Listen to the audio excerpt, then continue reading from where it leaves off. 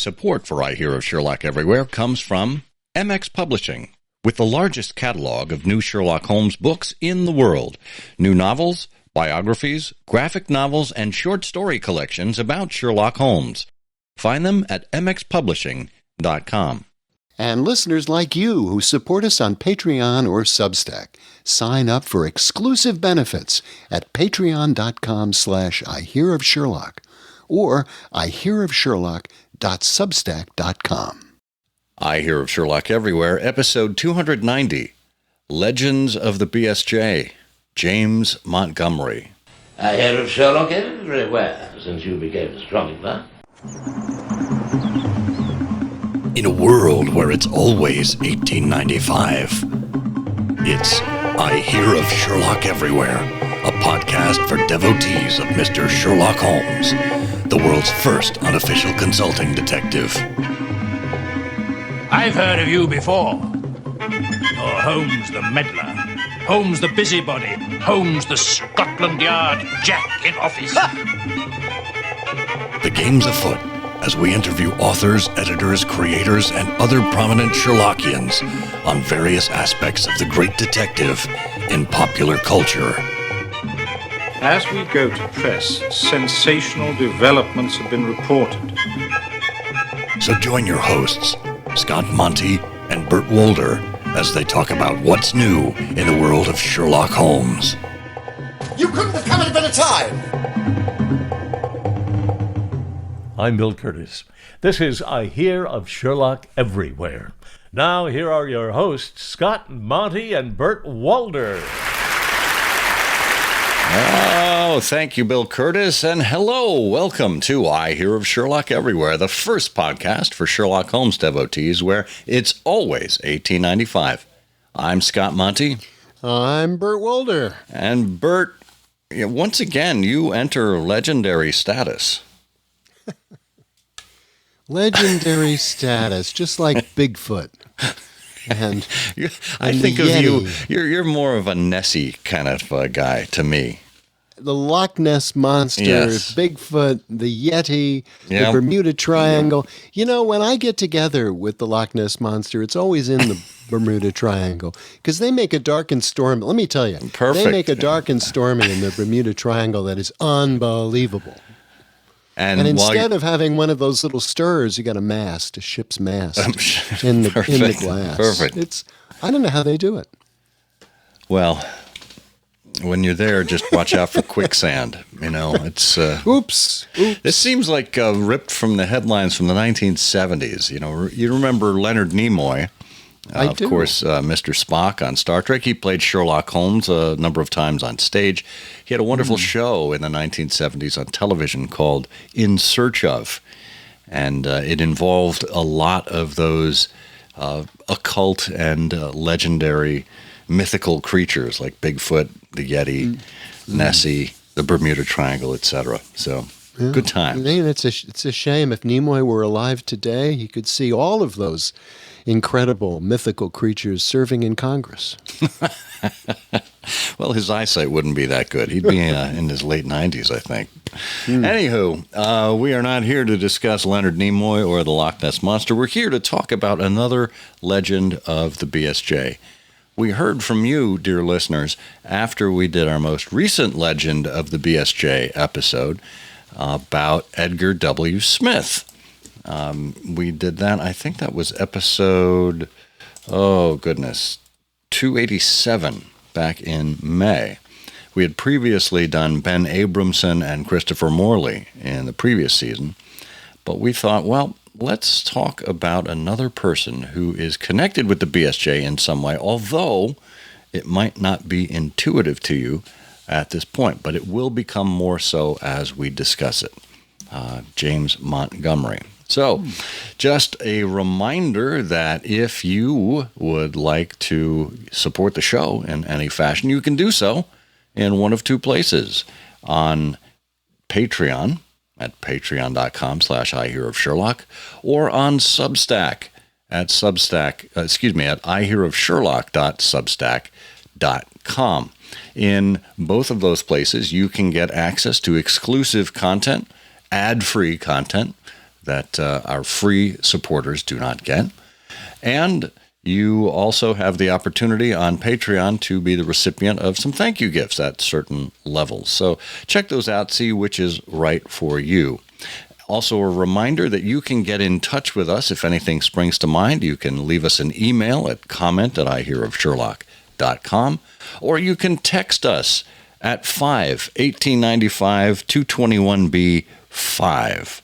That's 5-1895 221B 5. We actually did receive a text message recently from one of our listeners. It was from Dan Petty, who we saw in Boston, and Dan was the winner of one of the Canonical Couplet quizzes recently, actually in that episode, 287. He said, "Greetings from sunny Lawrence, Massachusetts. Wanted to let you know I received my prize. To say this was a major award doesn't do it justice." We sent Dan a copy of the old series BSJ with contributions by Vincent Starrett, Julian Wolfe, Christopher Morley, Edgar Smith, and others. He says, "Thank you both for so much for what you do. I look forward to each episode while filling in spare time with your past programs." Well, thank you, Dan. Yeah. Thank you. So if you'd like to be like Dan and text us, you can do that as well.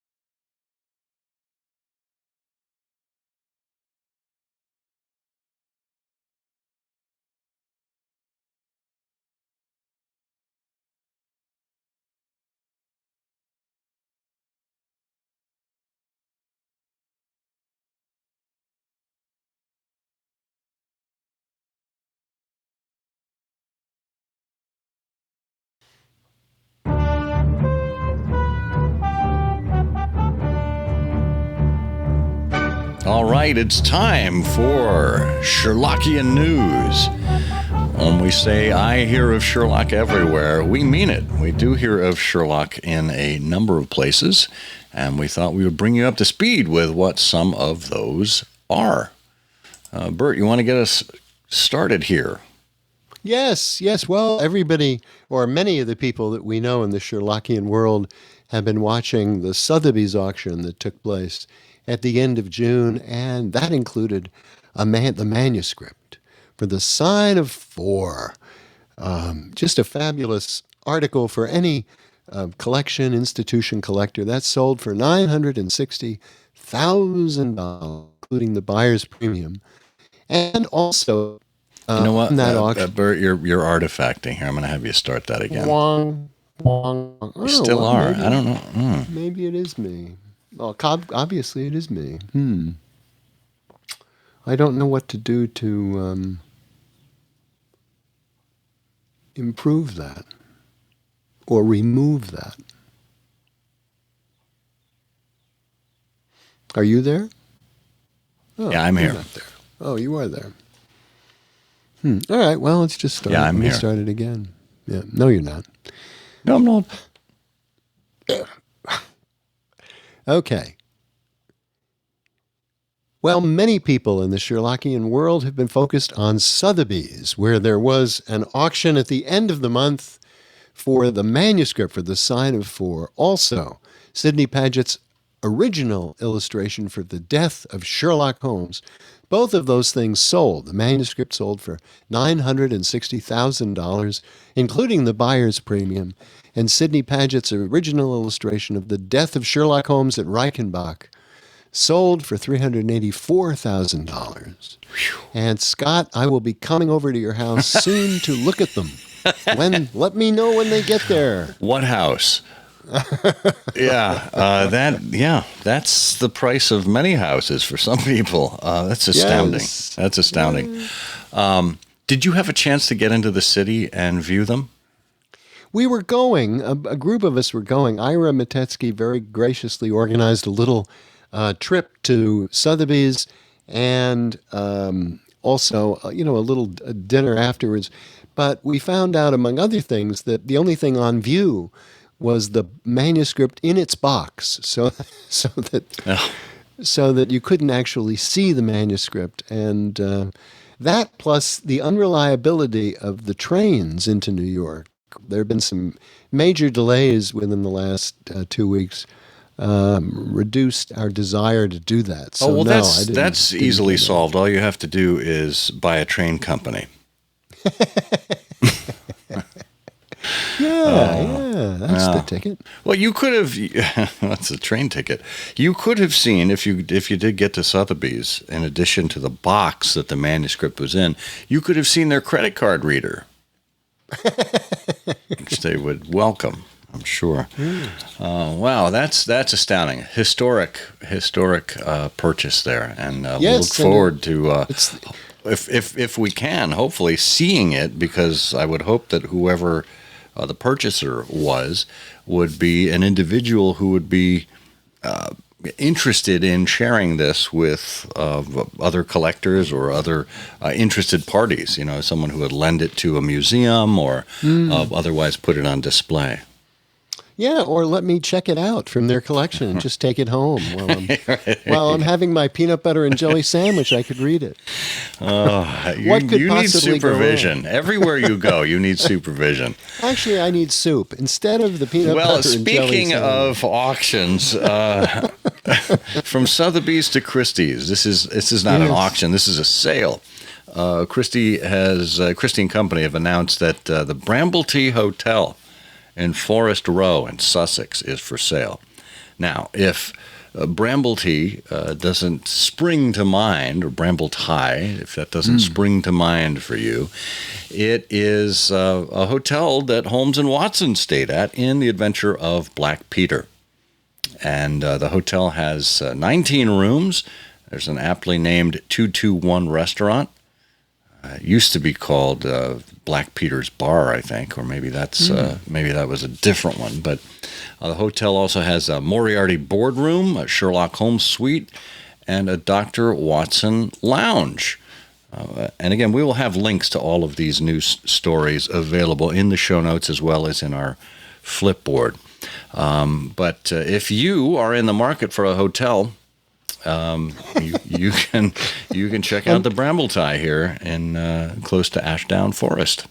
And who isn't in the market for a good hotel? Well, I mean, look, if you hadn't spent all that money on the Sign of Four manuscript, you could have bought this hotel. So, I wish Bill Marriott was a Sherlockian. He could have just sort of picked it up. Yeah. Well, and then we have a great series of lectures is coming up. This year's Summer of Sherlock celebration in Portsmouth, honoring the city's Conan Doyle collection, which includes the collection of the late Richard Lancelin Green, offers free, now these are free online presentations. So you're going to want to see these by Professor Christine Ferguson, Paul Chapman, Ross Davies, Mark Jones, Matthias Bostrom, and Douglas Kerr. Douglas is one of the editors, if I'm remembering correctly, of the Edinburgh edition of Sir Arthur Conan Doyle. And you can register for the Zoom lectures on the website. We have a link for that in the show notes. And this begins July 2nd. It's July 2nd, friends, so Coming get out right your up, calendar. yeah. And runs through the 15th. Worldwide Doyle 2024. Fantastic. We may have a separate entry on that on I Hear of Sherlock Everywhere shortly by July 1st if we haven't done it already. So stay tuned for that. We should also note that weather-wise, in the Atlantic Ocean, there's a hurricane that is being spun up, Hurricane Beryl. And this is canonical because you remember, of course, the adventure of the Beryl Coronet and Beryl Stapleton, the sister wife of Stapleton. Hurricane Beryl made history on Sunday, June 30th, as the earliest Category 4 hurricane to form in the Atlantic Ocean. It's been rapidly intensifying as it moves over warm water in the central Atlantic. It was a tropical depression on Friday, tropical storm on Saturday, and now a major hurricane bearing down on the Windward Islands. So keep your eye on Hurricane Beryl. Oh, poor Beryl. Well, and the last item in the news is a sad one. The Sherlockian world has lost one of our greatest artists and friends, whose creativity has done so much to illuminate the meetings of the Baker Street Irregulars and the lives of irregulars over the last couple of years. Maggie Spack died on June 23rd, and Maggie was an enormously creative and brilliant designer and crafter of jewelry, of props for movies and TV series, medals and awards for the Baker Street Irregulars. She created spectacular raffle prizes for the John H. Watson Fund, custom pins. She was a silversmith, a goldsmith, just a brilliant designer, and a great person. She was one of these people that really lit up a room. And she did so much to share her creativity with irregulars, and she will certainly be missed. She will indeed. She received her investiture, the Soup Plate Medal, in the BSI in 2007.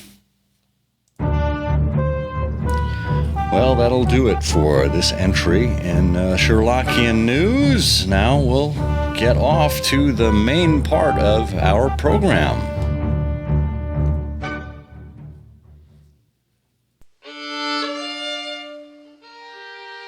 Have you visited mxpublishing.com lately? Well, if not, I can tell you you're missing something. You're missing a lot. If we look at some of their new publications, just going back to the 22nd of May, which, by the way, if you are paying attention, you will realize that that was Sir Arthur Conan Doyle's birthday. Great day to celebrate. It's also a great day for the MX book of new Sherlock Holmes stories, volumes 43 through 45, to be released, edited by David Markham. Also released that day, the monographs Becoming Sherlock Holmes, 2nd edition by Ben Cardell.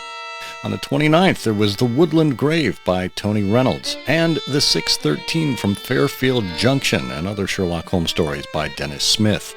Moving into June, we have Holmes and Company books 7 through 9 by Alison Osborne, Sherlock Holmes and the Abominable Worm of Fleet Street by Miguel Rivera, and One Deadly Souk, codename Delta, Book 3 by Oscar Ortiz. There's so much to explore at mxpublishing.com. Head on over there and tell them I Hear of Sherlock Everywhere sent you.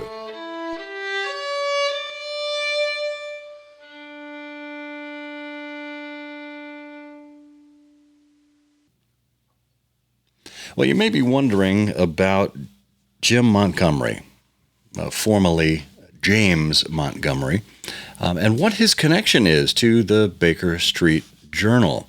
Well, it really comes out of his avid interest, his scholarship, and of course there are some other aspects of Jim Montgomery that just made him an all-around interesting and fun individual to be around. So why don't we begin, Bert, with some biographical information that I believe you have your hands on.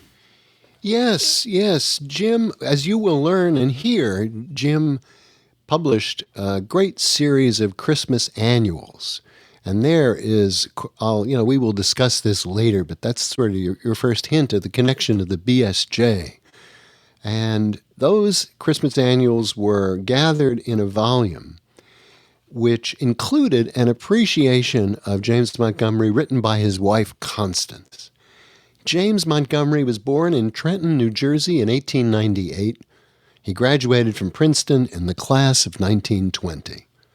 While there, he won his letter as a two-miler and was president of the Glee Club. He also had leading tenor roles in the Triangle Club.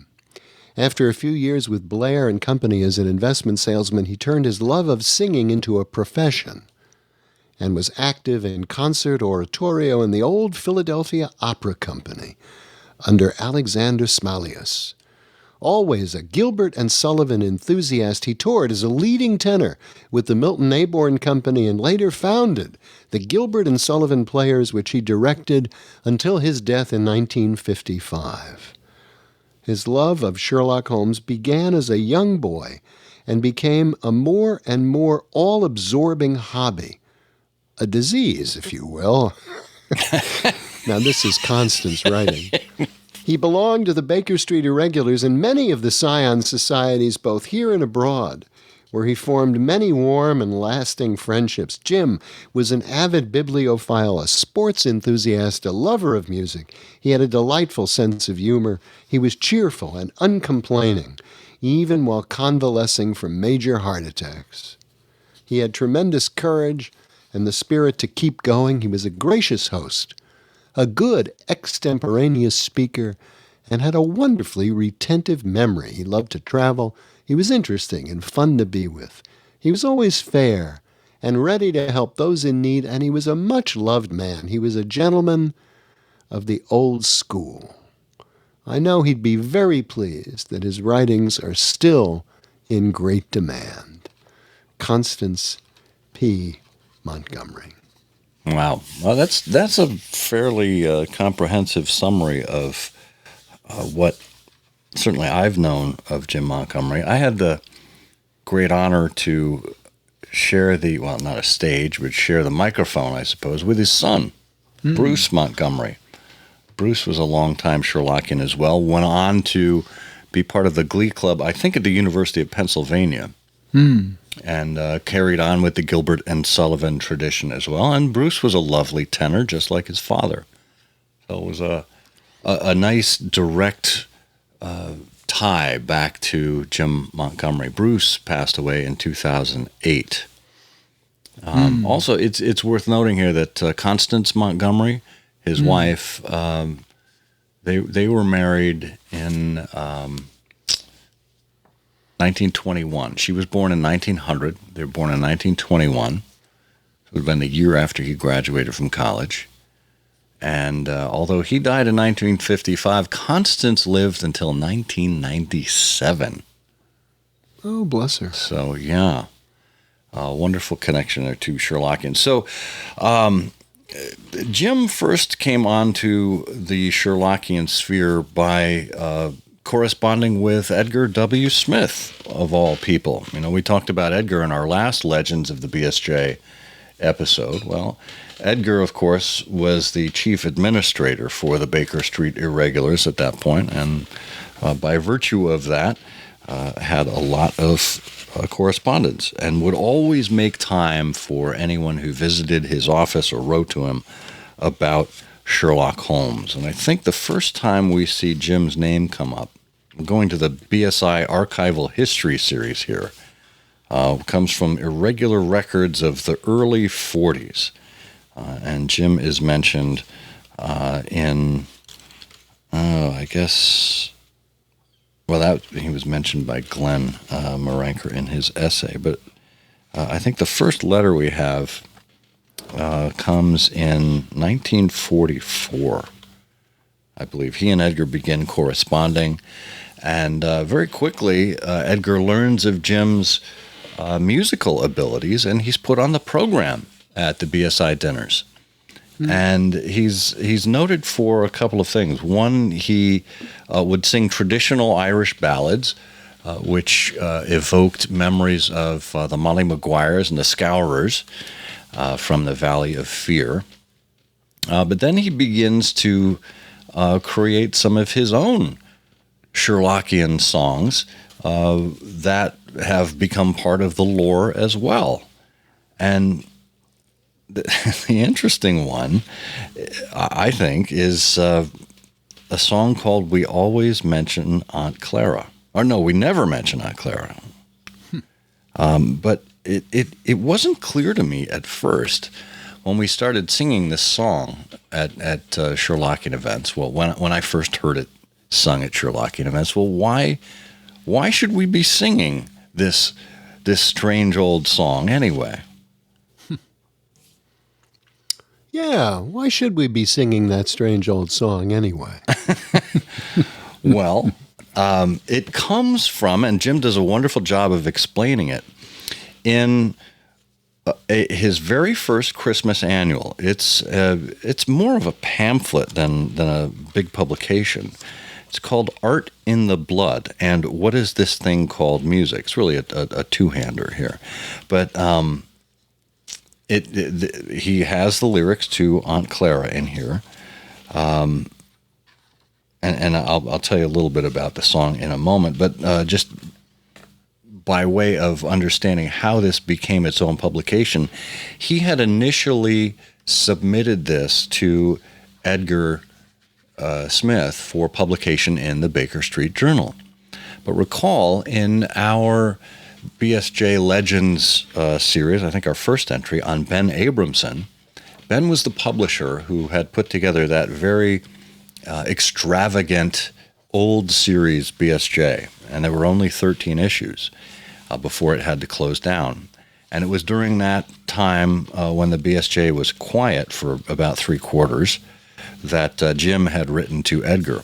So Edgar had to turn him down for the BSJ because there was no BSJ at the point, and so Jim decided to publish Art in the Blood as a standalone. And this became the first in a series of 5 Christmas annuals. Was it 5 or 6? 1, 2, 3, 4, 5, 6. 6 Christmas annuals that Jim put together from 1950 through 1955. And after Jim's untimely death, which we'll talk about shortly, Edgar Smith, from an editorial perspective, saw that this was a wonderful idea and incorporated it into the Baker Street Journal publication.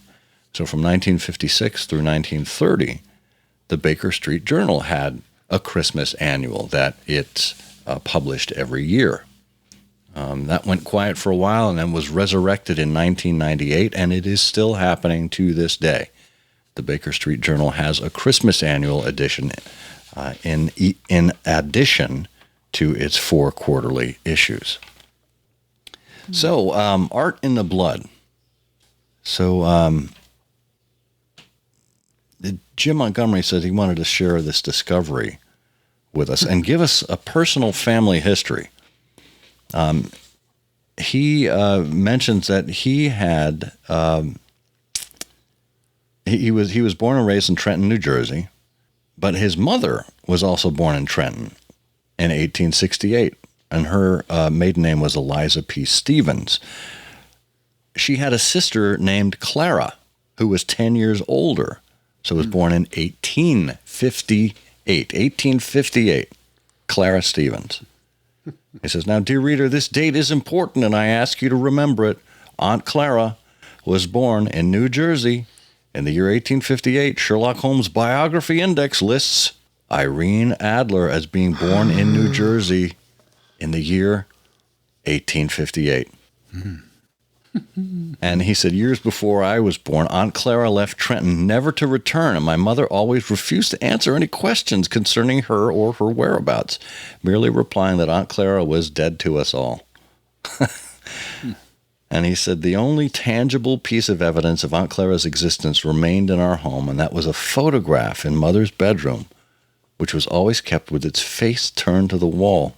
And he said as he grew older, his mother continued to refuse any kind of questioning. His mother was beside herself with shame and despair, but Aunt Clara's meteoric rise to fame was captured in a ballad. And we'll play the song for you in just a moment. But well, then there's one other little bit here where Jim says, I turned to my mom. It's basically he's saying my mother wouldn't tell me anymore. So I turned to my father for enlightenment, and in a moment of weakness, which he lived to regret, he told me something of Aunt Clara's history, how she had been forced to leave Trenton in disgrace, had gone to Europe, and by virtue of a glorious contralto voice, together with a somewhat liberal interpretation of the moral code, had risen to unbelievable heights of art and society. yeah, and going through his family papers, Jim said he found a letter. It was a faded old letter addressed to his mother in New Jersey. The return address read Mrs. Godfrey Norton, Hotel Crillon, Place de la Concorde, Paris, France. But it was the context of the letter itself which revealed data of such breathtaking interest that I cannot refuse to lay it before you.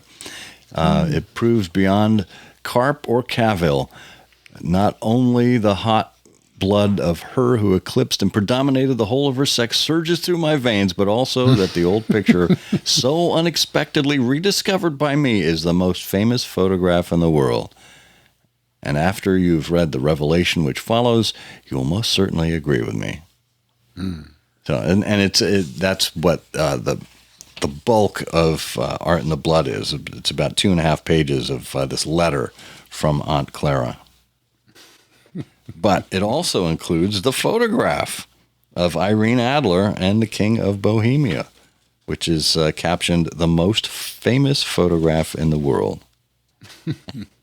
So anyway, that was Jim's family connection to Irene Adler via Aunt Clara. And if you go to a number of Sherlockian Society meetings, you will hear Aunt Clara sung there. And I think just to do it justice, we will bring Jim Montgomery to the fore here to sing it for us himself. She used to sing hymns in the old village choir. She used to teach Sunday school class. Of playing the organ she never would tire. Those dear days are over, alas. At church on the organ she'd practice and play. The preacher would pump up and down. His wife caught him pumping the organ one day, and that's why Aunt Clara left town. We never mention Aunt Clara. Her picture is turned to the wall, though she lives on the French Riviera. Mother says that she's dead to us all. With presents he tempted and lured her to sin, her innocent virtue to smirch. But her honor was strong and she only gave in when he gave her the deed to the church. They said no one cared if she never came back, when she left us her fortune to seek. But the boys at the firehouse draped it in black, and the ball team wore mourning that week. We never mentioned Aunt Clara. Her picture is turned to the wall, though she lives on the French Riviera. Mother says that she's dead to us all. They told her she'd toil by night and by day. She'd have to scrub floors for her bread. But inside of a week, she discovered a way to earn her board lying in bed. They told her that no man would make her his bride. They prophesied children of shame. Yet she married 4 counts and a baron beside, and she hasn't a child to her name. We never mentioned that Clara. Her picture is turned to the wall, though she lives on the French Riviera. Mother says that she's dead to us all. They told her the wages of sinners was death, but she said since she had to be dead, she'd just as soon die with champagne on her breath and pink satin sheets on her bed. The good things of life always go to the pure, the Sunday school lessons all teach. But I wonder when I see a rotogravure of her 80-room shack on the beach. We never mention that Clara. Her picture is turned to the wall, though she lives on the French Riviera. Mother says that she's dead to us all. They say the hellfires will punish her sin. She'll burn for her carryings on. But at least for the present, she's toasting her skin in the sunshine of Deauville and Cannes. They say that to garments of sackcloth she'll sink, with ashes to cover her head. But just at the moment, it's ermine and mink, and a diamond tiara instead. We never mention that Clara. Her picture is turned to the wall, though she lives on the French Riviera. Mother says that she's dead to us all. They told her she'd live in the muck and the mud, but the paper just published a snap of Aunt Clara at Nice with a prince of the blood and a bishop asleep in her lap. They say that she's sunken, they say that she fell from the narrow and virtuous path. But her formal French gardens are sunken as well, and so is her pink marble bath. We never mention that Clara. Her picture is turned to the wall, though she lives on the French Riviera. Mother says that she's dead to us all. My dear mother's life has been pious and meek. She drives in a second-hand Ford, and Clara received for her birthday last week a Rolls-Royce, a Stutz, and a Cord. My mother does all of her housework alone. She washes and scrubs for her board. I've reached the conclusion that virtue's its own, and also its only reward. We never mention that Clara, but when I grow up big and tall, I shall go to the French Riviera and let Mother turn me to the wall. And in some Sherlockian societies, even today, that song is still sung. We tend to, particularly at the Cornish Horrors, we still pass out the lyrics. Well, when we do it at the Speckled Band too, yeah. But we don't go through all of the verses. We make judicious cuts. Sometimes. So it depends on who you're attending and how long the evening is. You want to make it. But it's a wonderful, wonderful creation. It's just a lot of fun. But it's wonderful to hear Jim in his own strong tenor sing it for us there as well. Well, there's another connection to singing.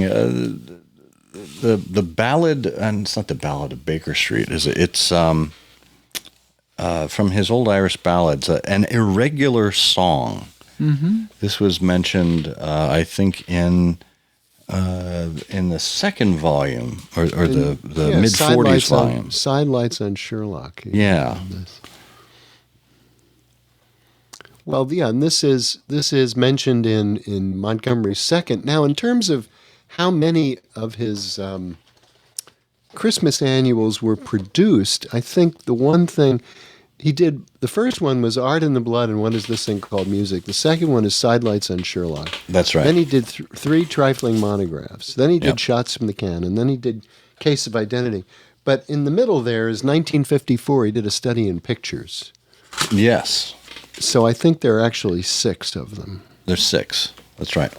Yeah. So, but in Sidelights on Sherlock, he has an irregular song with apologies to Thomas More and Sir Arthur Conan Doyle. And this is really my favorite Sherlockian song, I have to say. Because I love the tune. Well, why don't we get right to Jim introducing it and singing it for us. This comes from the March 17th, 1955 meeting of the Amateur Mendicant Society of Detroit. I have gotten religiously every year delightful encyclical letters and communications from the amateur mendicants, and I've always hoped that I could come out to some of your meetings. And this year, I said, why don't I come out? Because I've had a heart condition which may carry me off at any time, and I have to do things right away if I'm going to do them at all. So I decided that I would come out this year to your meeting. I'm not trying to be morbid, I'm just trying to be practical about this thing. I realize that I, as a speaker, I'm not worth coming out 500 odd miles or more from Philadelphia to speak to you. Possibly you wouldn't even think I was worth it as a singer. But I believe that before I sit down, I should try to justify myself a little bit, and I would sing for you the Irregular Song. This is a tune which, of course, is known to all of you. The words are dedicated to the only man who can rival in the amateur mendicant's affection that great man, Russ McLaughlin, and I'm referring to Sherlock Holmes. Believe me, if all those endearing old yarns which we cherish so fondly today were to vanish neath Boscombe's or Hurlstone's dark tongues, like fairy gifts fading away, there would still be those papers well guarded by cocks, Watson date as yet unrevealed, and the records contained in that battered old box new canonical treasure would yield. Oh, dear Sherlock, to share thy adventures we long, as you crush London's crime under heel, and we sing in thy praise an irregular song, though it ne'er can express all we feel. Let grim warfare or pestilence rage as they can, you will still give long hours of joy to the boy who, adoring, is now half a man.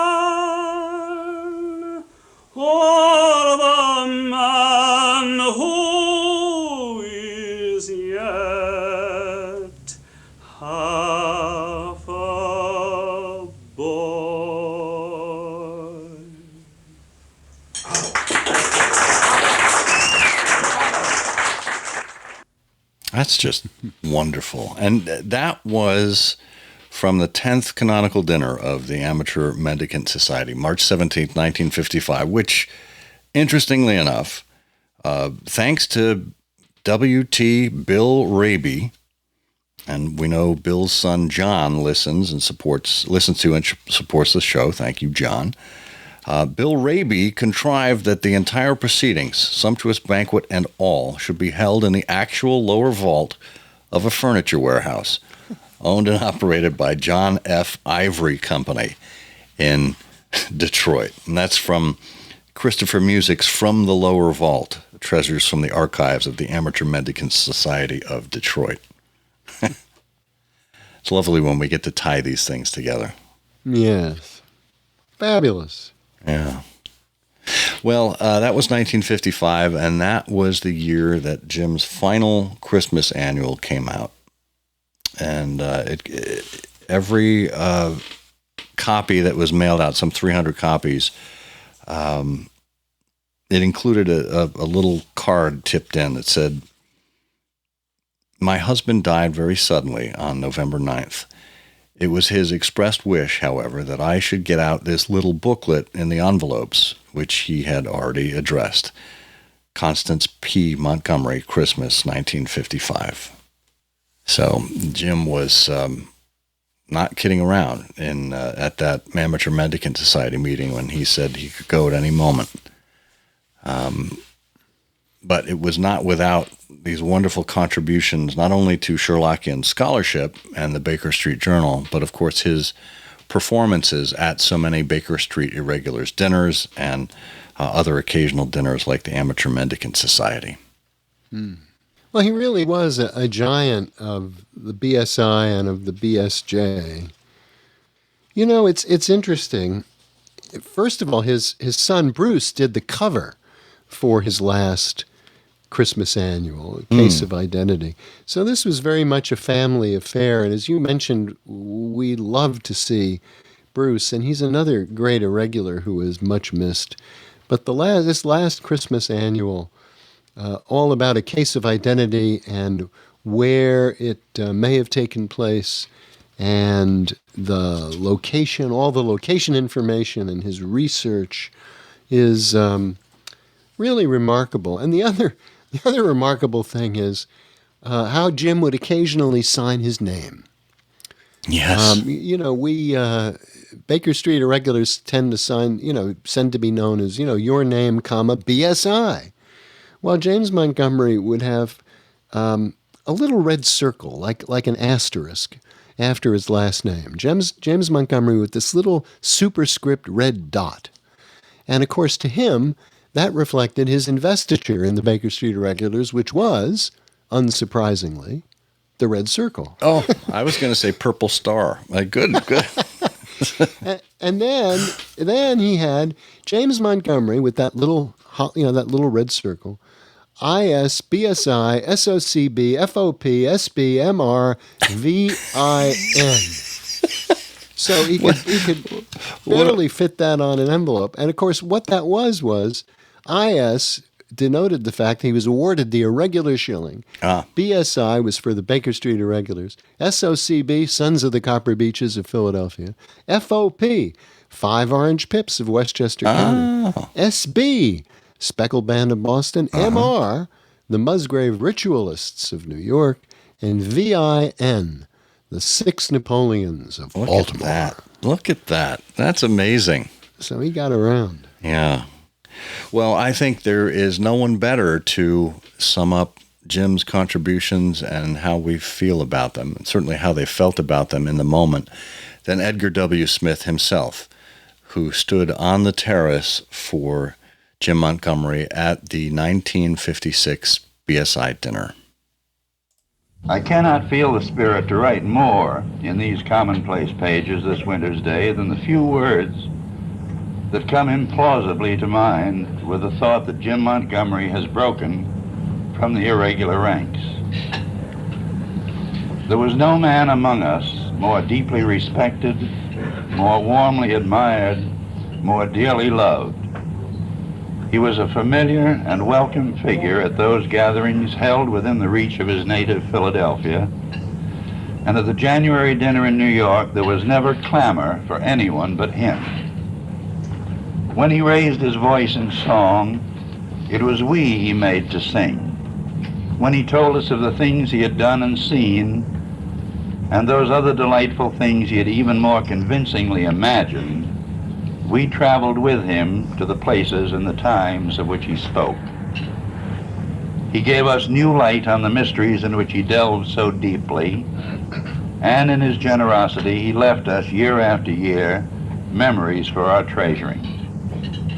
He was a great man, a wise man, and a good man, and we are proud that he stood so long with us as one of us, and that he took pride himself in the place he held in all our hearts.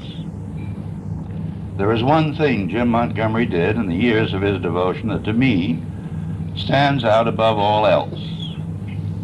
It was long ago in 1946, when his enthusiasms were fresh upon him, that he wrote his tender and moving Irregular song. He addressed it to Sherlock Holmes. We sing in thy praise an irregular song, though it ne'er can express all we feel. But what he wrote in the closing lines can, I think, be addressed to Jim Montgomery himself with equal meaning and equal significance.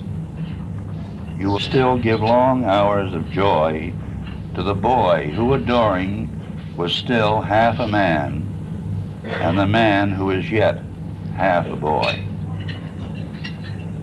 It falls to our lot, too, to say to Jim Montgomery the words out of the writings themselves that we are called upon to say so often and with such a heavy burden of sorrow in our hearts as the years go by.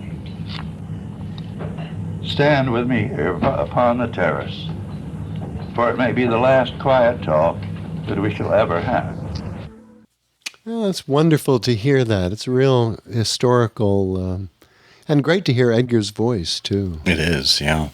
There was also in the Baker Street Journal a tribute of sorts by William Chesley Worthington, which was read before a meeting of the Dancing Men of Providence.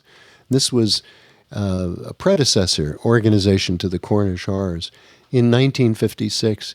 And there's just, one sentence, two sentences there that I think are really worth calling out.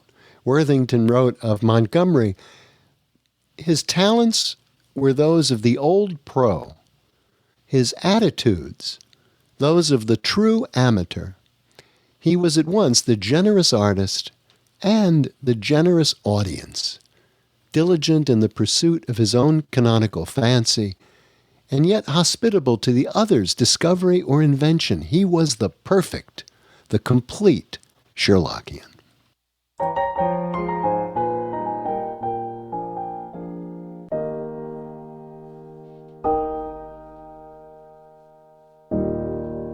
Incidentally, if you like these period recordings that we have shared with you here, you can get the entire set of them from our friends at Wessex Press and Gassagine Books.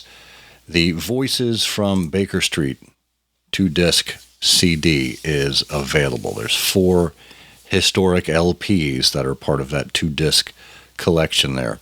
Voices from Baker Street Volume 1, which was from 1961, followed up by Voices from Baker Street 1963 from Volume 2. So check that out at wessexpress.com. It's A Chance of Listening with your correspondent, Madeline Quinones. Hello, everyone.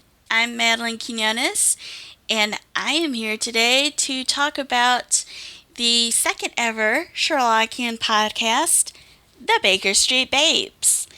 Now, the Babes started in May of 2011 as a group of young women led by Christina Manente coming together to talk about their love for the new hit TV show Sherlock and the original Sherlockian canon. The Babes quickly became a hit, and it wasn't long before they started interviewing other Sherlockians and people involved in the making of Sherlock and other adaptations and all sorts of things Sherlockian. Their ranks expanded and their outreach extended to events around the US and the UK. They formed a bridge between the internet side of the fandom and traditional Sherlockiana, which was very helpful and educational for some of us in the early and mid 2010s. I know I learned a lot. And nowadays, the babes seem to be on extended hiatus. I miss them a lot, and I want them back in my ears. They were always this amazing group of intelligent and talented women who were fangirls, are fangirls, and are proud to be fangirls, which was something that was so important to me. So, in terms of episode types, they did it all. Like I said, they did interviews, they did live specials and live and locals. Never actually understood the distinction between the two. They're basically the same thing. They also did topic discussions, event recaps, and discussions of adaptations. So, I have a few different episodes to recommend.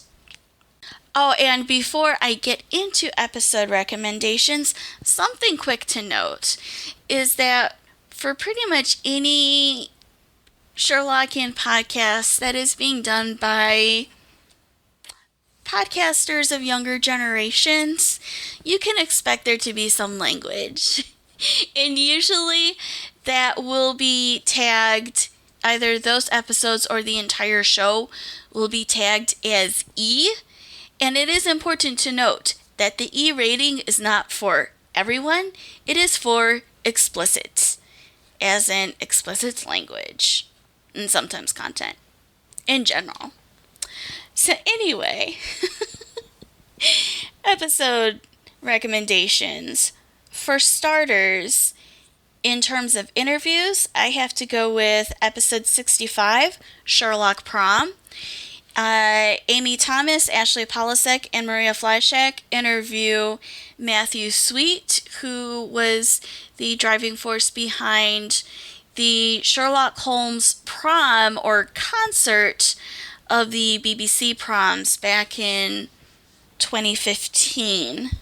In terms of specials, I have to go with special number 10, 221BCon Live with Ashley Polasek, which is where she is interviewed on a panel primarily by Lindsay Faye.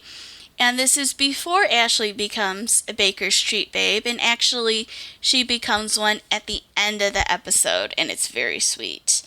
And before then, Ashley is talking a lot about her degree in Sherlockian adaptations. In terms of recap episodes, 85, Cake Boss and Our Charity Ball.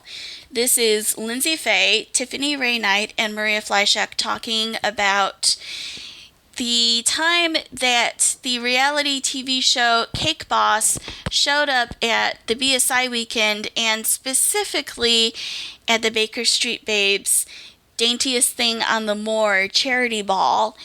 And it is so much fun to listen to, and it just sounds like everyone had a really great time, and I am so sad that I could not be there to eat that glorious cake. In terms of topic discussions, episode 42, Lestrade Appreciation, or Lestrade, or Lestrudel. It's a very fun time. Go check it out. And last but not least, adaptation discussions. Episode 64, The Lost William Gillette Film. So this is right after the restored William Gillette film has been screened in the U.S.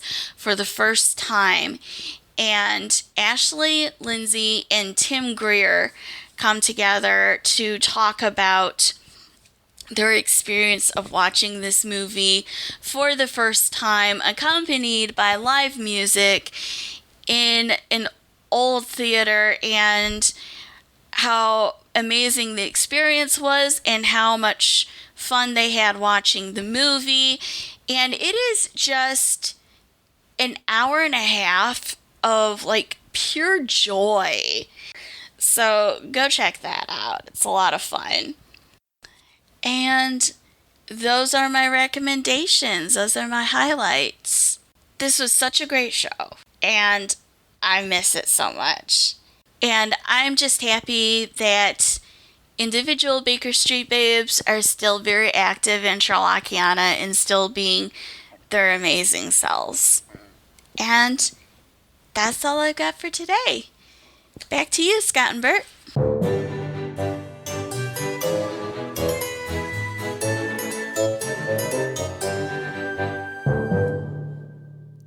Oh, boy. Madeline is having a great time with this, and I am so glad. Yeah, me too. Well, it's great. And I miss the Baker Street babes, too. I do hope they come back.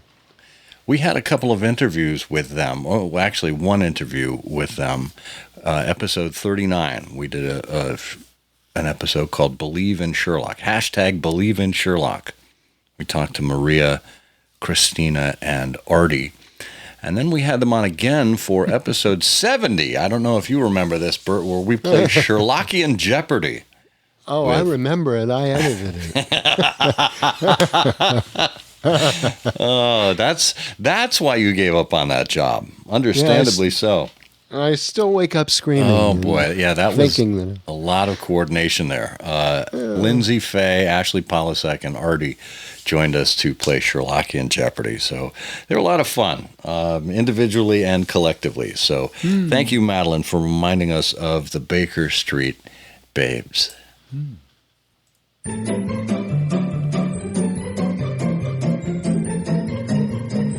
Oh boy, oh boy, oh boy, you know what that means. Yes, it's time for everyone's favorite Sherlockian quiz show. It's Canonical Couplet, where we give you 2 lines of poetry and ask you to put your deductive minds to work, ascertaining which Sherlock Holmes story we're talking about. Now, if you were around here the last time, you'll remember that we gave you